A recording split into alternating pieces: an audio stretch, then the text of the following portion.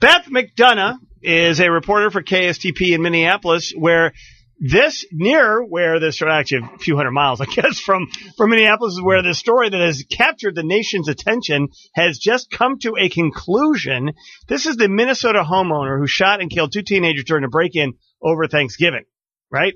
Morrison County, Minnesota is where this all took place. Byron Smith, Brian, is the person here, and he has been found guilty, convicted in really short order, Beth.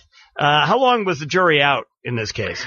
The jury deliberated less than 3 hours. They started their deliberations at noon today, and just 3 short hours later, the announcement came back that the verdict was in, and the panel of 12 jurors, 7 women, 7 men, they found Byron Smith guilty in all 4 counts. There were 2 counts of first-degree murder, 2 counts of second-degree murder.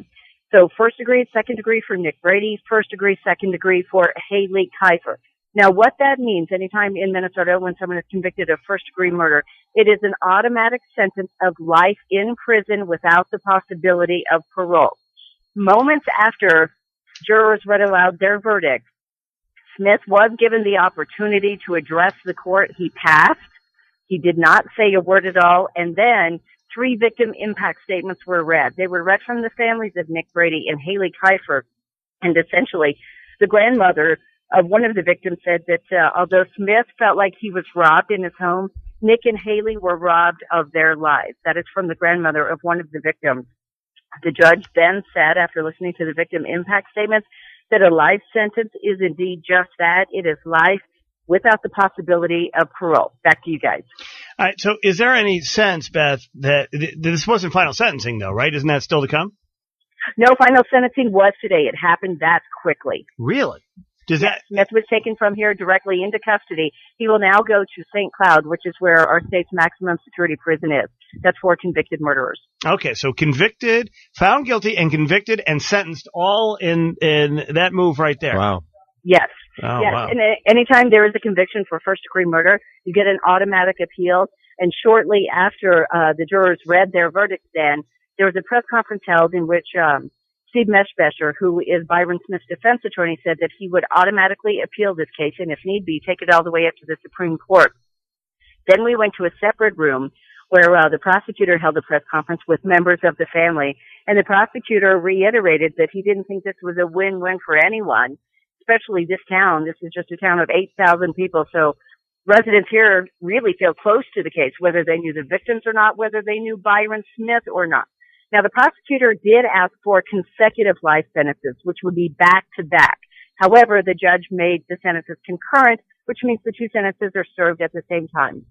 Given that Byron Smith is 65 years old, he may never be a free man again. What was his reaction in the courtroom at the reading of the guilty conviction? He had no reaction. He really kept his emotions to himself. He stared straight ahead. He didn't look anyone in the eye, tried to make contact with anyone in the eye. He just stared straight ahead. And Beth, did he have any family or supporters there? What was his situation? Was there anybody in the courtroom that was supporting him throughout this trial? Quite a few people in the courtroom, as a matter of fact. Obviously, a lot of the victims' family members were here because the kids were teenagers. They were 17 and 18 years old. But as for Byron Smith, his big brother Bruce Smith was here. Several of the neighbors, and in fact, the one neighbor who called police the day after the shootings in 2012 to alert them that something had happened at Smith's home. He was here. Several of other neighbors who live along this river road, they were here as well. Was it your sense that in monitoring this trial that this was going to go this way and that it was not really a surprise to Byron Smith that he was going to be found guilty for both murders and first-degree murder in both cases? My sense is this was a town and a courtroom that was really divided, to be honest with you. Early on, people kind of came in, courtroom watchers came into the courtroom and had a preconceived notion of what they thought had happened.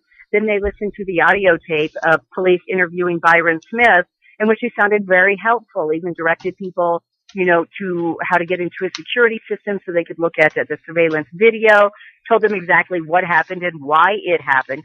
But then that second audio tape came out, which was a homemade audio recording. Smith had 2 recorders down in his basement. He made those tapes.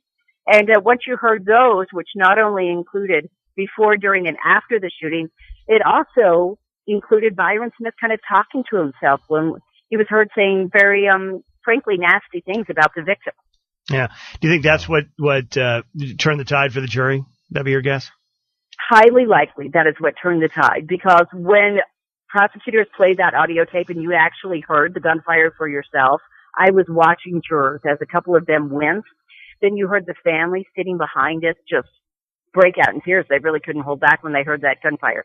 Then you hear Byron Smith calling the teenagers vermin, saying, "You're going to die." He called Haley Kiefer a curse word. He repeated that curse word. And then he kind of talks to himself afterwards, attempting to kind of rationalize what just happened, and perhaps that is what turned the tide for jurors. Yeah, and was he talking to Haley Kiefer while she was still alive before he killed her? She had died at that point. Oh, she suffered 6 gunshot wounds. Nick Brady suffered 3 gunshot wounds. But by the point, again, the audio tape included before, during, and after. So this audio tape included about another 20 minutes after the shooting. Yeah. All right, Beth, thanks very much. We know you got to get back to work. Beth McDonough from Thanks so much, KFTP Beth. TV Really in Minneapolis. Thanks. Thank you for your time.